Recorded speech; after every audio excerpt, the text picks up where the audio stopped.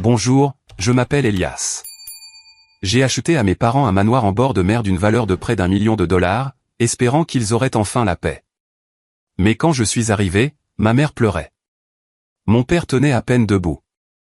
Et la femme de mon frère leur hurlait de sortir et de mourir. Mon frère, lui, se tenait là en riant. Ils ont dit que la maison était à eux maintenant, que je n'avais pas ma place là-bas. Mais voici ce qu'ils ne savaient pas. J'avais des preuves et je n'allais pas m'en aller cette fois.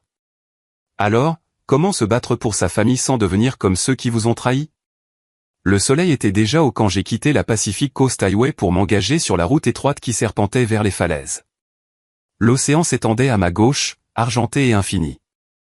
Il m'a fallu 30 ans pour arriver ici. Pas le trajet, mais la vie qui a mené à ce moment. J'avais passé mes meilleures années à dessiner des maisons pour d'autres personnes, les regardant vivre des rêves que j'espérais seulement pouvoir offrir à mes parents. Aujourd'hui, cela a changé. La maison se dressait exactement comme je l'avais imaginé en la concevant. Un long cadre blanc avec des volets en cèdre, le vent marin effleurant les balustrades en verre du balcon. Je pouvais imaginer maman en robe de chambre, s'occupant de ses roses. Papa installant son chevalet dans la véranda comme il l'avait toujours dit qu'il le ferait quand les choses se calmeraient. Pour une fois, les choses s'étaient calmées. C'était censé être la paix. Je me suis garé près de l'allée, j'ai coupé le moteur et je suis resté assis une seconde. Le silence était profond, presque trop profond. Pas de radio jouant du vieux haut-parleur de papa. Pas d'odeur de café. J'ai de nouveau vérifié mon téléphone. Toujours pas de message de call. Mon frère n'avait pas appelé depuis des semaines. Il avait manqué le dîner dimanche dernier.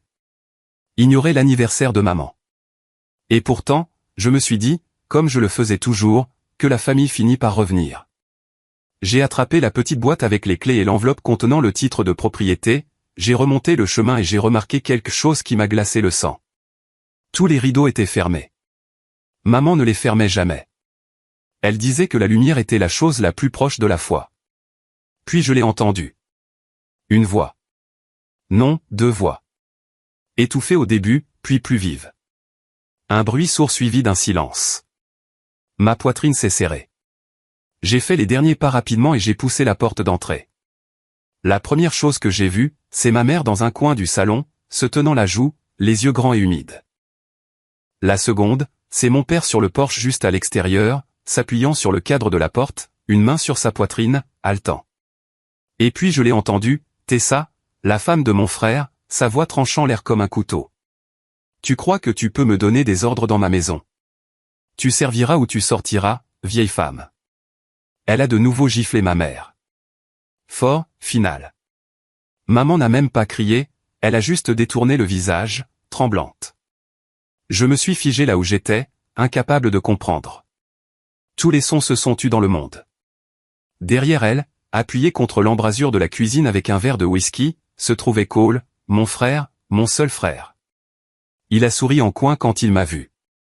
Eh bien, regarde qui a décidé de venir, a-t-il dit. Tu es enfin venu à la maison que tu as achetée. Dommage. C'est à nous maintenant. Les mots n'avaient pas de sens au début. À nous?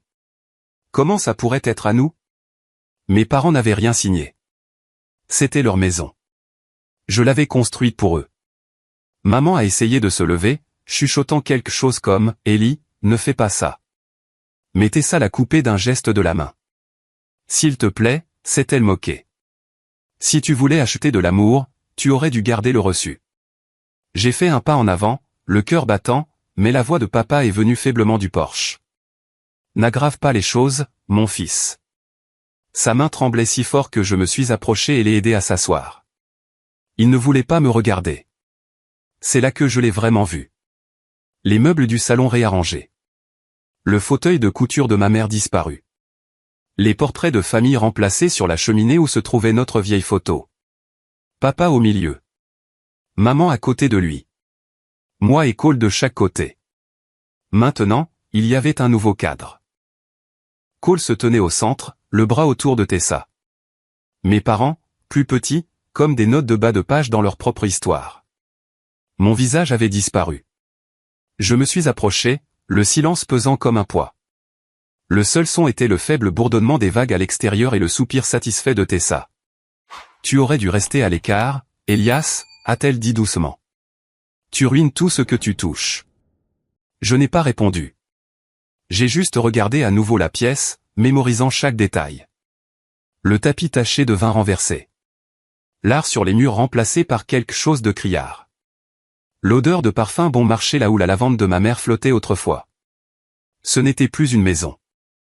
C'était quelque chose de creux, de volé. Cole a vidé son verre en souriant. Ne me regarde pas comme ça. Tu leur as donné les clés toi-même. À quoi t'attendais-tu? Tu as toujours été le cas de Charité qui pensait que l'argent pouvait acheter la famille. Mes mains se sont crispées en point avant même que je ne m'en rende compte. Mais les yeux de maman ont rencontré les miens, suppliant non pas pour elle-même, mais pour moi. J'ai expiré lentement. Pas de cris, pas de menaces, juste le silence. Je me suis retourné, guidant papa vers le porche. L'air marin nous a frappés tous les deux, vif et froid. Il a attrapé ma manche, la voix tremblante. Ne fais pas de problème. S'il te plaît, laisse tomber. J'ai hoché la tête, bien que je ne puisse pas. Pas vraiment. J'ai regardé à nouveau la maison. La lumière du soleil frappait le boîtier métallique de la caméra de la sonnette que j'avais installée il y a quelques semaines.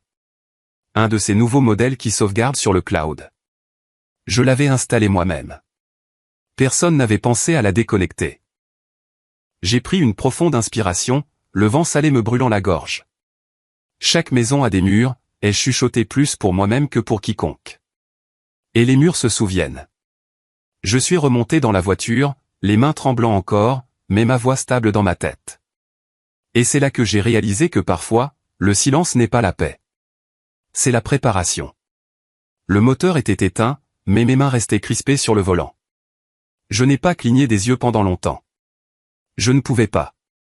Les lumières de la maison s'étaient éteintes il y a 1 heure, mais j'étais toujours garé de l'autre côté de la rue, englouti par la nuit et la douleur dans ma poitrine. Mon téléphone brillait faiblement sur le siège passager, rejoignant un silence plus violent que n'importe quel cri. Appuyer, rembobiner, rejouer. Les images de la caméra de la sonnette se sont chargées, chaque clip plus déchirant que le précédent. Il y avait Cole, 2 jours avant la surprise de l'anniversaire, debout sur le perron avec 2 camions de déménagement derrière lui. Il n'a même pas frappé, a juste déverrouillé la porte et est entré comme s'il était chez lui. Tessa a suivi, aboyant des ordres aux déménageurs. Ça, dans la chambre principale. Non, ce tableau moche. À la poubelle. Puis est venue la partie que je ne pouvais pas oublier. Maman et papa, debout là comme des invités dans leur propre maison. Elle tenait une tarte. Il avait son livre de mots croisé sous le bras. Il n'avait rien vu venir. Cole a fait un geste de la main. Désinvolte. Vous devrez vider les pièces du fond. Les déménageurs ont besoin de place. Oh, et celle-ci. Il a montré la véranda. Mon bureau maintenant. Et puis Tessa, sa voix résonnant dans le micro, claire comme de l'eau de roche. Dégage du chemin, Mara. Ce n'est plus toi qui commande. Pas de cri, pas de résistance, juste un lent hochement de tête de mon père, juste ma mère pressant sa paume contre le cadre de la porte, juste au-dessus des initiales que j'y avais gravées quand la peinture était encore fraîche. Son contact a persisté 1 seconde, puis elle a reculé. Pause. Mon reflet sur l'écran semblait creux. Je leur ai construit la paix, me suis chuchoté, et c'est devenu leur prison. Le matin est arrivé trop tôt. Je n'avais pas dormi, j'avais juste dérivé entre les souvenirs et la rage. Quand je suis arrivé dans l'allée, la maison avait l'air ordinaire à nouveau, trompeusement, comme si elle ne venait pas de devenir une scène de crime que personne ne signalerait.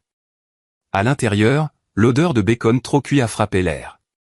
Tessa était à la cuisinière, retournant des œufs avec la confiance d'une propriétaire de longue date. Elle portait un des tabliers de maman, le bleu avec les petites cerises. Je l'avais acheté pour elle lors d'un voyage en voiture en 96. Maintenant, il s'accrochait à quelqu'un d'autre. Cole était assis à table, occupant le siège de papa comme s'il lui avait toujours appartenu. Des journaux étalés, du café à la main. Papa était assis au bord de la pièce, silencieux. Maman se tenait près du comptoir, versant du jus d'orange avec une prise à peine assurée. Je les ai salués, froidement, nonchalamment, en les observant. Tessa s'est retournée avec un faux sourire. Eh bien, si ce n'est pas le fils prodigue qui a décidé de nous honorer de sa présence. Cole a renchéri. Détends-toi, petit frère. Ils sont heureux ici, n'est-ce pas, maman? Maman a levé les yeux, ses lèvres formant la forme d'un sourire, mais pas le son. Quand elle a finalement dit oui, il s'est brisé à mi-chemin. Je me suis assis en face de Cole. J'ai regardé la façon dont il remuait son café comme s'il ne volait pas les gens qui nous ont élevés. Je me suis penché. Où est l'acte de propriété, Cole? Il n'a pas bronché, a juste souri en coin. Est-ce que ça a de l'importance? Ils vivent ici. Nous vivons ici. La famille, n'est-ce pas? Ce mot. Il l'a dit comme une arme. Tessa a posé une assiette devant moi. Tu te méprends, Elias. C'est notre maison. Nous les laissons simplement rester par gentillesse. Personne ne les force. Ils sont libres de partir quand ils le veulent. La main de maman a tremblé. Elle a renversé un peu de jus. Personne n'a bougé pour l'aider. J'ai regardé mon père, attendant qu'il dise quelque chose, n'importe quoi. Mais ses yeux n'ont jamais rencontré les miens. Il m'avait effacé des photos, du salon, de l'histoire. Maintenant, il voulait m'effacer de la vérité. Plus tard, pendant que Tessa mettait de la musique à fond dans la cuisine et que Cole sortait pour un appel, papa m'a pris à part. Il n'a pas parlé tout de suite, a juste regardé les vagues qui s'écrasaient au-delà de la terrasse arrière. J'ai essayé de l'arrêter, a-t-il finalement chuchoté, mais il a dit. Il a dit qu'il nous mettrait dans une maison de retraite si nous n'étions pas d'accord. Il s'est étouffé sur le dernier mot. J'ai attrapé son bras alors qu'il titubait dans le fauteuil derrière lui, toussant dans son poing.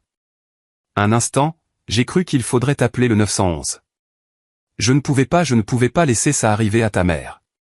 Elle n'est plus aussi forte qu'avant. Maman est entrée dans la pièce, les yeux se dirigeant vers le couloir.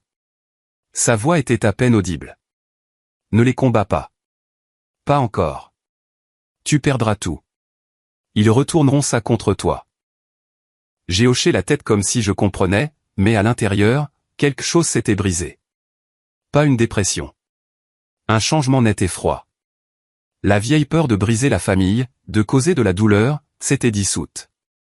Ce qui a pris sa place était plus vif, plus intelligent. Cette nuit-là, la lune était de nouveau sortie, pâle et indifférente. Je me tenais sur le porche avec l'océan qui bourdonnait derrière moi et la caméra de la sonnette qui clignotait régulièrement à côté de moi, enregistrant toujours, écoutant toujours. J'ai sorti mon téléphone, j'ai fait défiler les clips sauvegardés, le déménagement, les menaces, la façon dont mon nom avait disparu de chaque centimètre de cet endroit. J'ai mis chacun en signet. Pas pour la vengeance, pour la vérité. Bien, ai-je marmonné. Si la maison dit des mensonges, je la laisserai dire la vérité. Le vent s'est levé, mais je n'avais plus froid. J'ai joué une autre vidéo, la suivante dans la file d'attente, et c'est là que je l'ai entendue. Bas, à peine audible, mais indéniable. Une voix, la voix de Cole, mais il ne parlait pas à Tessa. Non, il chuchotait à quelqu'un d'autre. Au moment où j'ai entendu la voix de Cole dans cet enregistrement, une étrange immobilité s'est installée en moi. Il ne parlait pas à Tessa. Il chuchotait à quelqu'un, bas, délibéré. Quelque chose sur le fait de bien choisir son moment et de s'assurer qu'il soit, trop fatigué pour se battre. Cela seul suffisait à glacer le sang. Je n'ai pas reconnu l'autre voix. Mais je savais une chose. Ce n'était pas seulement une prise de contrôle. C'était prémédité, et j'en avais fini d'être l'observateur silencieux. 3 jours ont passé. Je n'ai rien dit. J'ai joué le rôle, le fils passif et fatigué qui laissait les choses aller. Et puis, juste avant le coucher du soleil, Cole a appelé. Et mec, a-t-il dit, d'un ton léger comme si de rien n'était. On fait un dîner de famille ce soir. Tu devrais venir. Pas de drame, juste de la nourriture. Comme au bon vieux temps. Je n'ai pas hésité. Bien sûr, ai-je dit, comme au bon vieux temps. Ce soir-là, je suis arrivé dans l'allée. Les lumières du porche brillaient. Trop chaleureuses, trop accueillantes. À l'intérieur, je pouvais déjà entendre un jazz doux.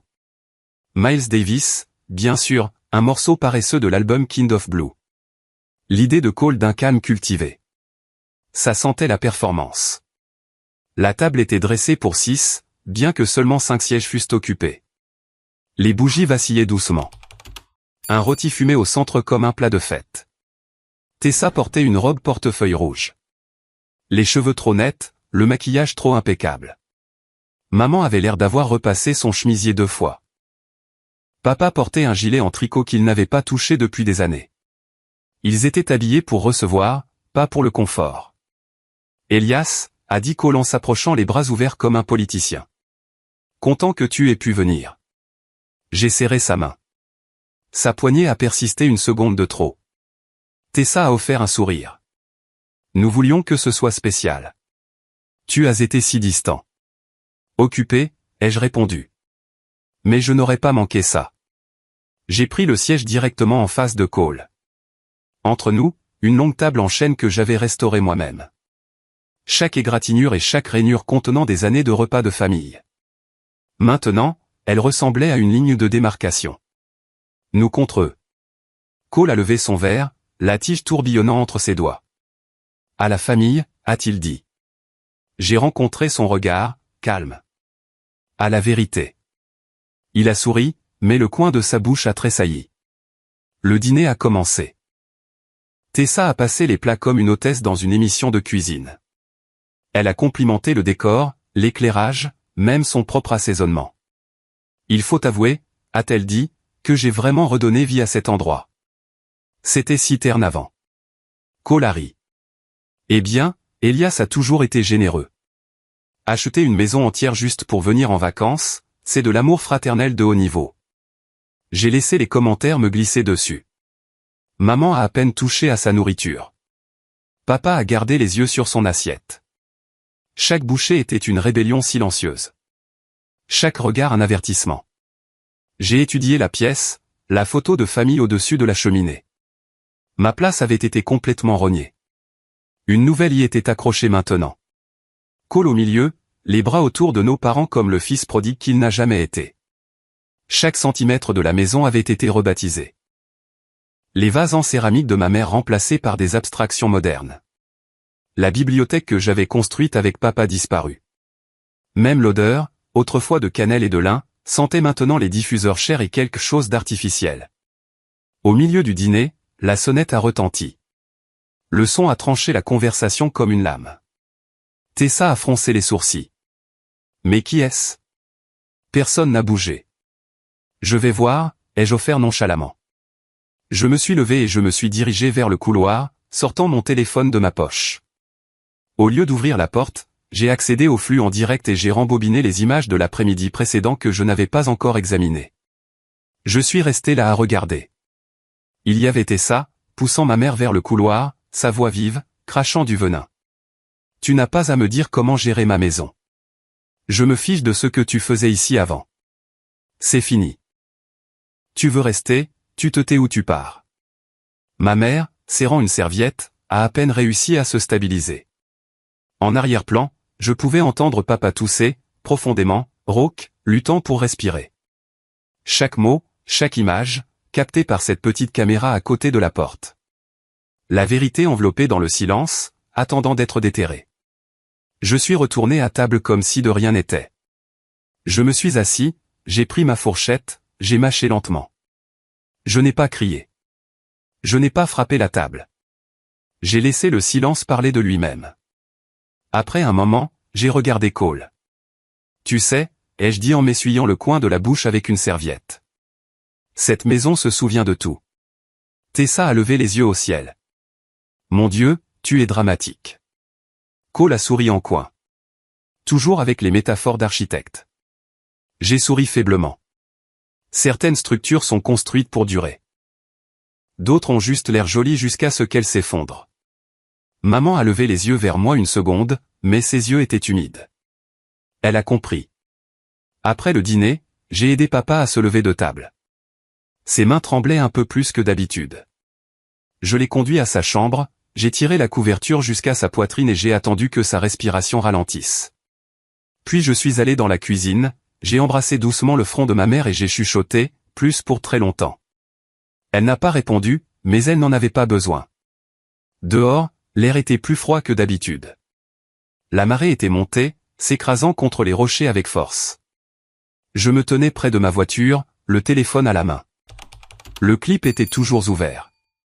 J'ai renommé le fichier « Dîner pour la tromperie.mp4 ». Puis j'ai ouvert mon email, j'ai joint la vidéo et je l'ai envoyée à Daniel, mon ancien colocataire d'université devenu avocat. Pas d'explication, juste une ligne dans le message. Garde ça en sécurité. Je te dirai quand l'ouvrir. En appuyant sur envoyer, la maison derrière moi brillait d'un éclat doux et doré, comme une peinture. Mais je savais mieux maintenant. Ce n'était plus une maison. C'était une scène. Et chaque représentation a son acte final. La nuit après avoir envoyé les images à Daniel, j'ai à peine dormi. Pas par peur. Non, cette étape était passée. Mais parce que je n'arrêtais pas de rejouer chaque mot, chaque pause, chaque regard tendu à la table du dîner, quelque chose en moi avait changé. Mais avant que je puisse décider quoi faire de cette nouvelle clarté, quelqu'un a essayé de tout obscurcir, littéralement. Vers 2h20 du matin, j'étais dans la chambre d'amis à l'étage en train de vérifier les horodatage sur mon ordinateur portable quand le courant a été coupé. Sans avertissement, sans scintillement, juste le noir. Le jazz qui bourdonnait tranquillement en bas s'est tu. La petite lampe à côté de moi s'est éteinte. Même le faible bourdonnement du réfrigérateur en bas a disparu. Un instant, le seul son était l'océan, agité, constant. Je me suis levé lentement, le cœur stable, mais alerte. J'ai attrapé mon téléphone et j'ai allumé la lampe de poche. Le couloir était noir comme dans un four. J'ai jeté un coup d'œil dans le couloir principal et j'ai regardé par les fenêtres de devant. Toutes les autres maisons en bas de la falaise brillaient encore d'une chaude électricité. Les lumières du porche, les lampes de cuisine, les lumières de Noël pas encore enlevées. Seule cette maison était dans l'obscurité. Je suis descendu, évitant les marches qui craquaient par habitude. J'ai traversé la cuisine, puis la porte latérale près de la buanderie, et je suis sorti dans l'air frais de la côte. Le sable le long du sentier latéral était humide de la brume matinale, mais je les ai vus. Des empreintes de pas, nues, profondes, fraîches. Elles menaient directement au bord du jardin où notre clôture bordait la propriété des voisins. J'ai suivi lentement, chaque nerf à l'écoute. Puis je l'ai entendu, juste au-delà des lattes de bois. Une toux, basse, rauque, humaine. « Qui est là ?» ai-je appelé, gardant ma voix égale. Une pause. Puis la voix est venue, lente et bourrue. « Je m'appelle Henri. J'habite à côté. Vous êtes Elias Ward ?» Je me suis approché. La silhouette d'un homme est apparue sous la faible lumière des étoiles. Il semblait avoir la soixantaine. Les épaules larges, la barbe poivre et sel, des bottes de travail, une veste usée, des mains comme du papier de verre. « Je vous ai vu dans le coin », a-t-il ajouté. « Votre père a parlé de vous. Vous connaissiez mon père. » Henri a fait un petit signe de tête. « Pas bien, mais assez. » Il a sorti quelque chose de la poche de sa veste et l'a tendu par-dessus la clôture. « Il a laissé tomber ça il y a quelques jours. J'ai pensé que vous devriez l'avoir. » C'était une clé USB. Petite, ordinaire, mais rien dans tout cela n'était ordinaire. Je l'ai prise, j'ai hoché la tête en guise de remerciement silencieux et je me suis reculé lentement. Henri n'a rien dit de plus, a juste disparu dans l'obscurité. De retour à l'intérieur, j'ai allumé mon ordinateur portable en utilisant la batterie de secours que je gardais dans ma mallette. La clé USB s'est chargée rapidement. Un seul fichier vidéo, horodaté 5 jours plus tôt, étiqueté simplement « Jardin 1207 ». Il s'est ouvert sur une vue tremblante de notre jardin, prise d'un deuxième angle, un que je n'avais jamais installé. Probablement celui d'Henri. Tessa se tenait près de la table de patio, les bras croisés, la voix vive. Mara était juste hors champ, mais je pouvais l'entendre. J'ai dit que j'arroserais les plantes dans un instant, a dit ma mère, calme mais lasse. Tessa a répliqué. Tu le feras maintenant si tu veux continuer à dormir à l'intérieur. En arrière-plan, Cole se prélassait sur une chaise longue, un verre à la main, le visage détourné. Puis, faiblement, la voix d'Henri, à peine audible de l'autre côté de la clôture. Et, ça suffit. Ce n'est pas ta servante. Tessa s'est tournée vers le son, la voix s'élevant. Mêlez-vous de vos affaires, voisin. C'est ma propriété maintenant. Je la gérerai comme je veux. J'ai mis la vidéo en pause. Mes mains se sont resserrées sur les bords de l'ordinateur portable. Même ton, même poison. Mais ensuite, juste avant la fin de la vidéo, un autre moment, qui a tout arrêté. Mon père est entré dans le champ, lentement, prudemment, et s'est approché de la clôture. Il n'a pas regardé vers la maison, juste de l'autre côté. « Henri » a-t-il chuchoté à peine plus fort que le vent. « S'il te plaît, garde ça en sécurité. Mon fils en aura besoin. » J'ai arrêté la vidéo et je suis resté là, sans bouger. Il n'avait pas abandonné. Il ne s'était pas rendu. Il m'attendait. Le ciel commençait à peine à s'éclaircir quand je suis finalement sorti de nouveau. Le froid mordait plus ce matin-là, comme si l'air lui-même portait un avertissement. Mara m'a trouvé assis sur les marches du porche, l'ordinateur portable sur les genoux, montrant toujours l'image figée du visage fatigué mais déterminé d'Harold. Elle s'est assise à côté de moi sans un mot pendant un moment. Puis doucement, il voulait te protéger. Il pensait que si tu les combattais, ils te détruiraient aussi. Je ne l'ai pas regardé. Ils ont déjà essayé. Sa main a trouvé la mienne. Un geste rare, simple mais rassurant. Nous sommes restés silencieux, a-t-elle dit. Nous pensions que le silence était la survie, mais cela leur a juste fait de la place. J'ai hoché la tête, regardant vers la clôture. Plus maintenant. Vers 7 heures, je me suis promené le long du jardin. Henri se tenait de son côté, appuyé contre un poteau, une tasse de café à la main. « Vous l'avez regardé » a-t-il demandé sans préambule. « Oui. » Il a grogné d'approbation. « Votre vieux avait plus de cran qu'il ne le laissait paraître.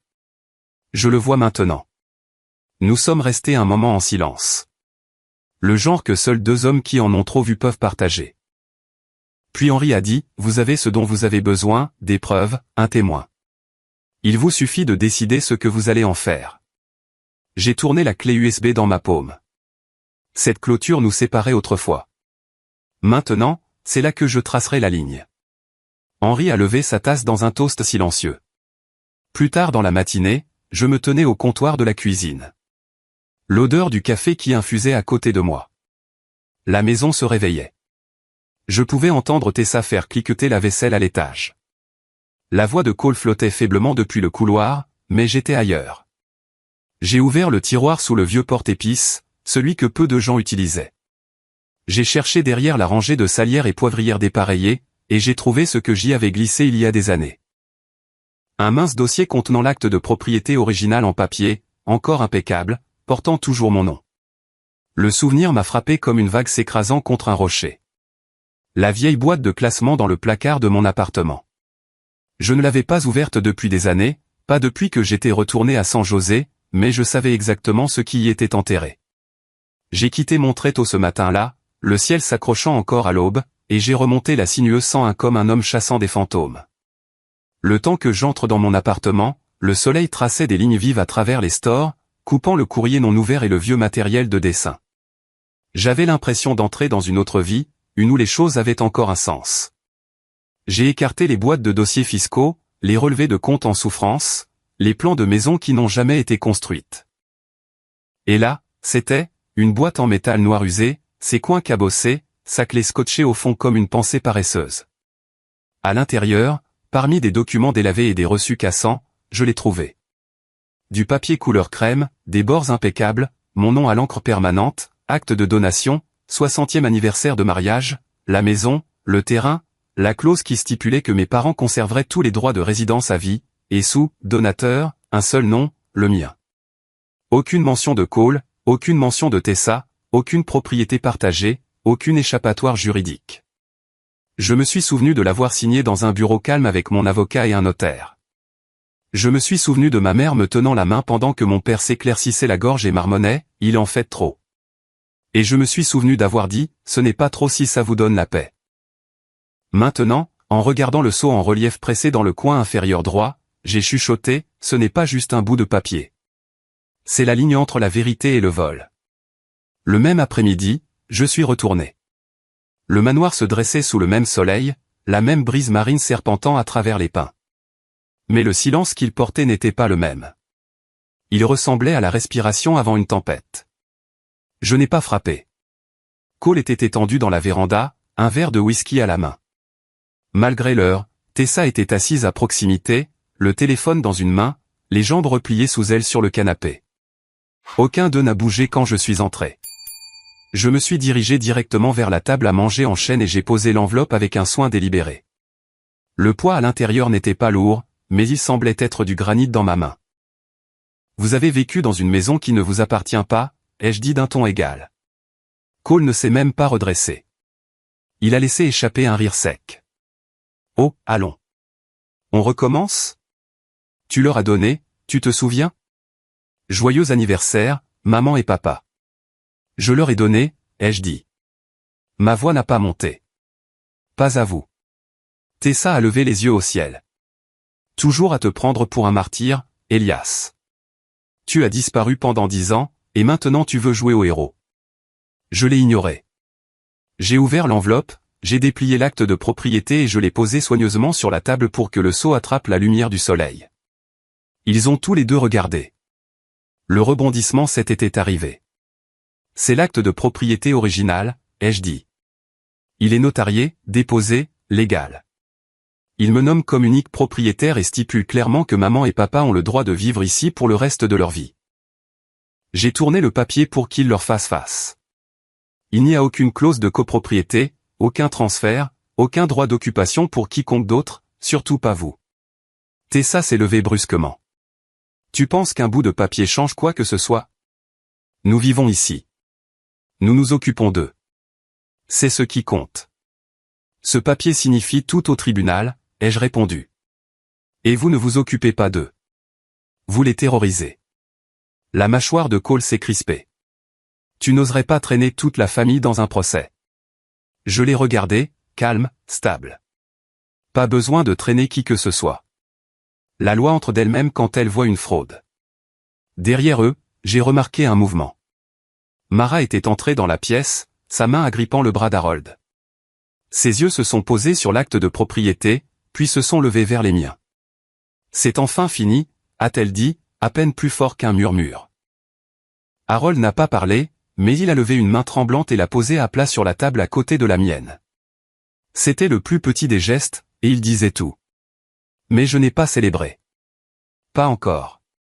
Je les ai regardés tous les deux droits dans leur façade suffisante et fissurée. Je ne vous jette pas dehors aujourd'hui, ai-je dit.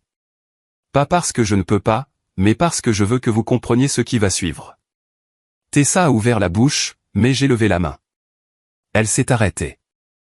À partir de ce moment, ai-je poursuivi, vous ne leur parlerez plus de la manière dont vous l'avez fait. Vous n'élèverez pas la voix.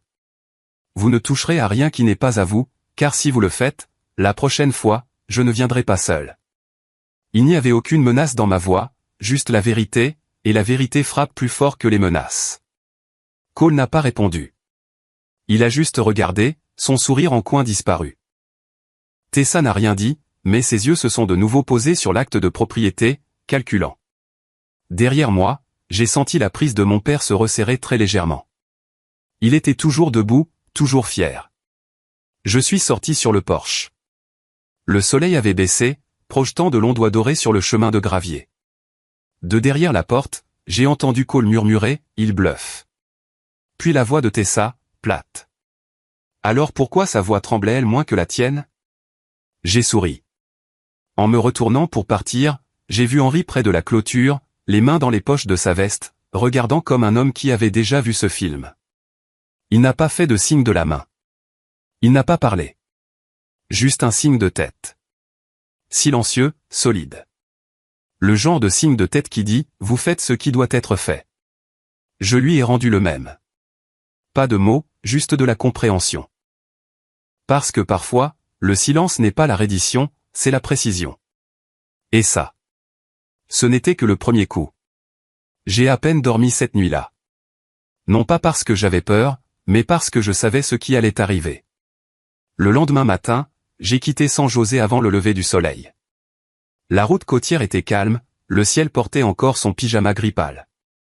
Je suis arrivé au manoir vers 7 heures, m'attendant au silence. Au lieu de cela, j'ai vu 2 voitures de shérif garées devant. Mon estomac s'est noué. Je suis sorti du camion lentement, observant la scène. Tessa se tenait en haut des marches du porche, les bras croisés fermement sur sa poitrine, les lèvres pincées dans une performance d'indignation. Derrière elle, Cole faisait les 100 pas comme un animal en cage, les cheveux en désordre, sa voix montant et descendant avec accusation. Puis la portière du conducteur d'une des voitures de patrouille s'est ouverte, et une silhouette familière en est sortie. « Bonjour, alias », a déclaré l'officier Ana Ramirez. Son ton était neutre, mais ses yeux l'ont trahi. Elle a reconnu le coup monté. « Nous avons reçu un appel pour une altercation. Possible maltraitance de personnes âgées. Le nom signalé était le vôtre. » J'ai regardé au-delà d'elle, vers Cole et Tessa. Bien sûr. Elle essaie de retourner toute cette affaire, ai-je dit calmement. Mais je suis venu préparer. Dessous ma veste, j'ai sorti l'enveloppe brune que je portais depuis des jours, l'acte de propriété, les images, le témoignage écrit d'Henri. Je l'ai remise sans broncher. Cette maison est à mon nom. Elle l'est depuis des années. Mes parents sont les seuls à avoir le droit d'y séjourner à vie. Ces deux-là. Je me suis retourné pour regarder Cole et Tessa. Nos invités qui ont abusé de leur hospitalité. Ramirez a feuilleté les documents, ses yeux se plissant. Madame Tessa Ward, a-t-elle dit en s'avançant. Pouvez-vous expliquer pourquoi votre nom n'apparaît nulle part sur cet acte de propriété? Tessa a cligné des yeux rapidement. C'est un malentendu. Elias sait que nous vivons ici. Nous avons aidé avec la maison, aidé ses parents. Cole a interrompu, la voix plus forte maintenant. Il nous l'a donné verbalement. Lors d'un dîner l'année dernière, il a dit que c'était à nous.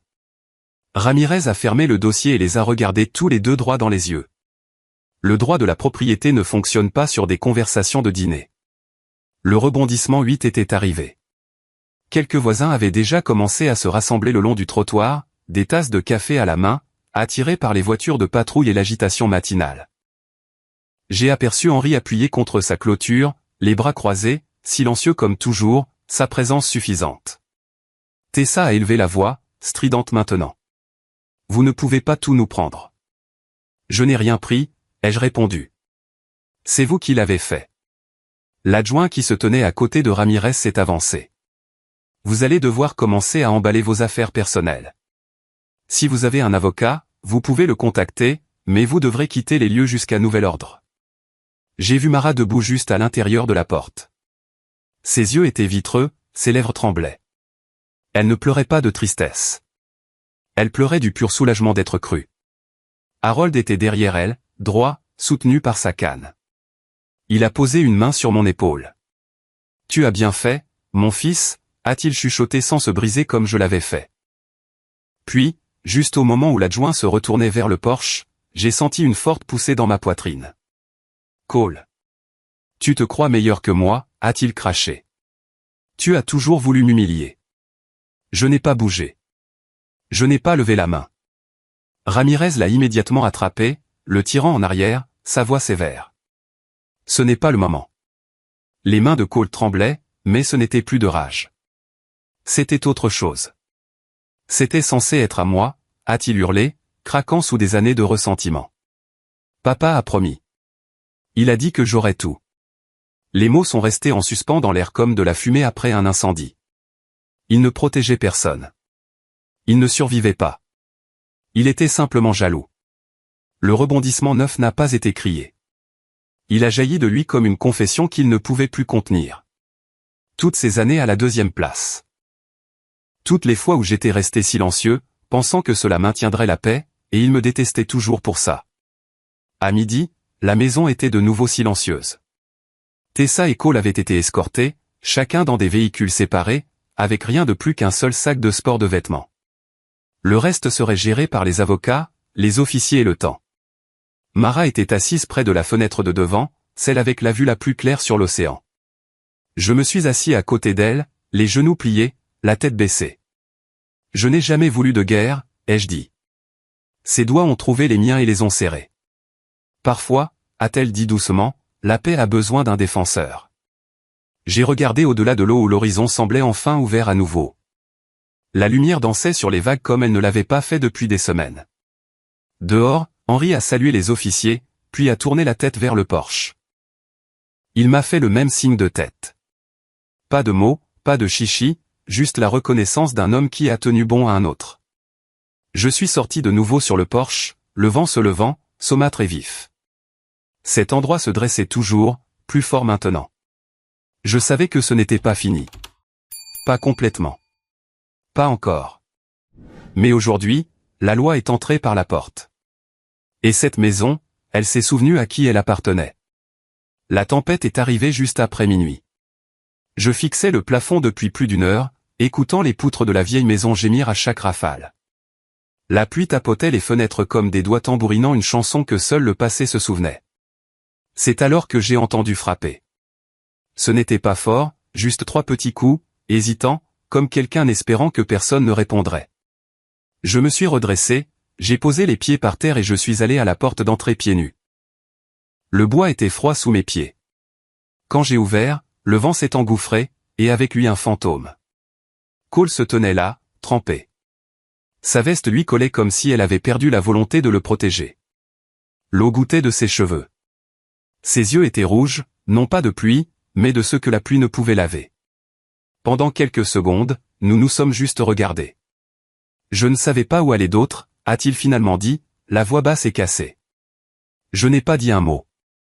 Je me suis écarté.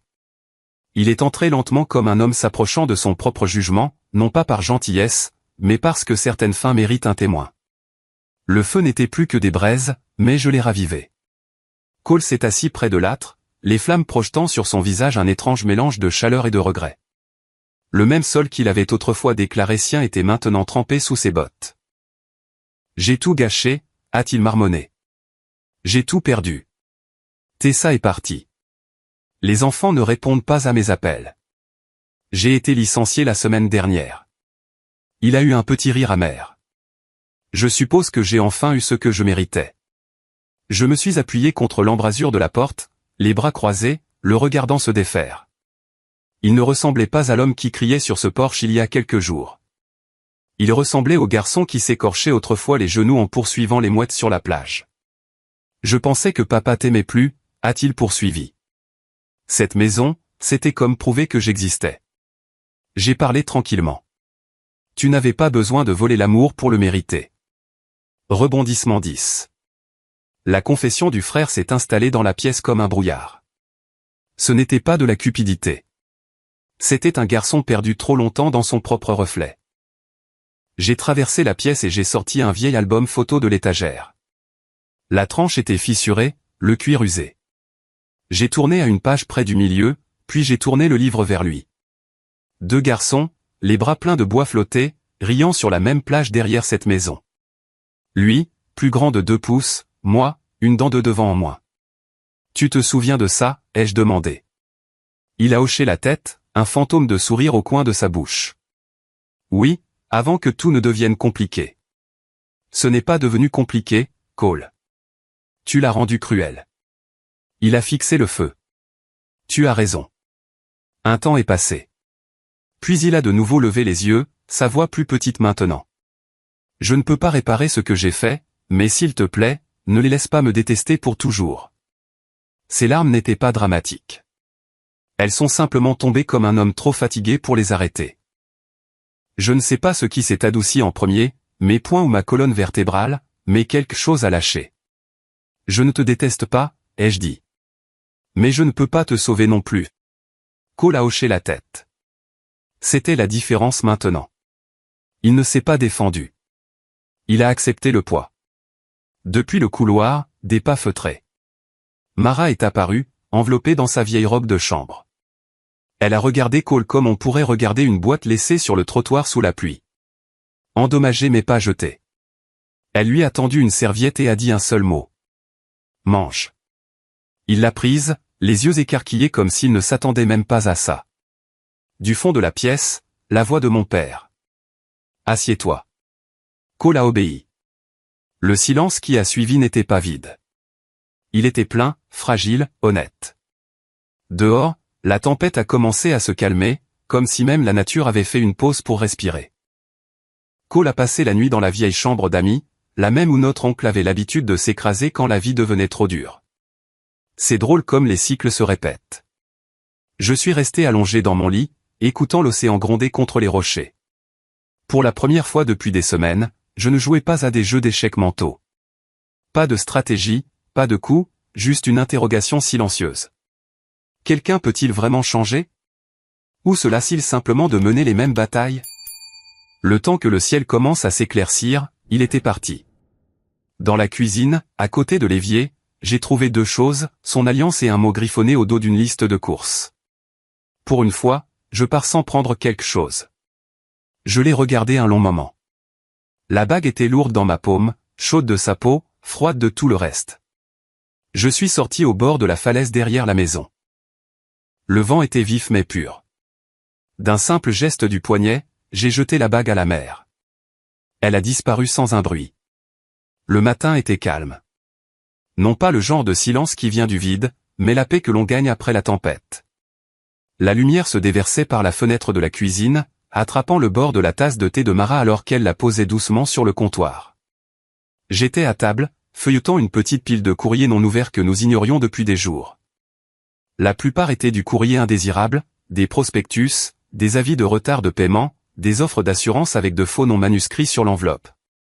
Puis je l'ai vue. Une enveloppe blanche unie avec le sceau du comté dans le coin. Bureau de l'enregistrement du comté de Montray. Je l'ai ouverte lentement, plus curieux qu'inquiet.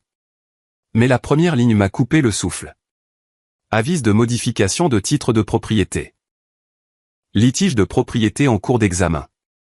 Ma main s'est figée à mi-page. Mes yeux ont de nouveau balayé, plus lentement, refusant de croire ce que je venais de lire. Selon la lettre, quelqu'un avait soumis un nouvel acte de propriété, un qui prétendait que la maison appartenait maintenant à Colward. Quoi? Ai-je chuchoté.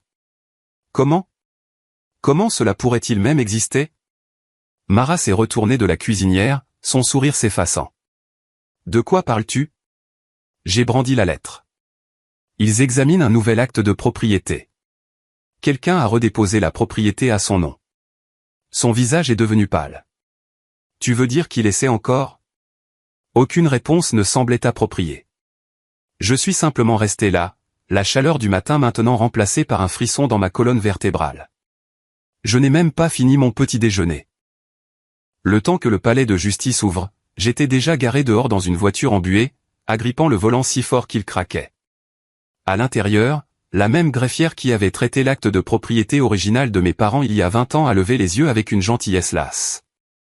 Elias Ward, a-t-elle demandé en ajustant ses lunettes. J'ai entendu dire qu'il y avait un dépôt sous votre parcelle. J'ai hoché la tête. J'ai reçu la lettre. C'est une erreur. Ça doit l'être. Elle a tapé un moment, puis a froncé les sourcils. Oui. Un nouvel acte de propriété a été soumis la semaine dernière. Livré en main propre. Par qui? Une femme nommée Tessa Ward. Mon estomac s'est retourné. C'est un faux, ai-je dit en essayant de rester calme. Elle l'a falsifié. Elle a levé les yeux vers moi. Il a l'air bizarre. La signature est tremblante, ne correspond pas au dépôt précédent, mais la façon dont il est déposé, il déclenche quand même une période d'examen. Vous devrez déposer une requête pour le contester formellement. Rebondissement 11. L'acte de propriété falsifié. Je pouvais presque entendre la voix de Tessa dans ma tête. Si tu ne me le donnes pas, je le prendrai d'une autre manière. 3 jours plus tard, nous étions au tribunal. Ce n'était pas un grand procès, juste une audience d'urgence dans une petite salle qui sentait le papier et le vieux bois. Le juge était assis en simple robe, jetant un coup d'œil entre les deux parties comme quelqu'un habitué aux absurdités, mais toujours ouvert à la justice. Tessa portait la confiance comme un parfum bon marché. Elle est entrée avec un dossier serré contre sa poitrine et un regard suffisant qui me disait qu'elle pensait avoir déjà gagné. Cole n'était pas là. Je me suis avancé le premier. Votre honneur, ai-je dit calmement, en posant l'acte de propriété original, la clé USB avec les images et la déclaration sous serment d'Henri sur le bureau. Il ne s'agit pas de propriété. Il s'agit de dignité, d'une promesse que j'ai faite à mes parents.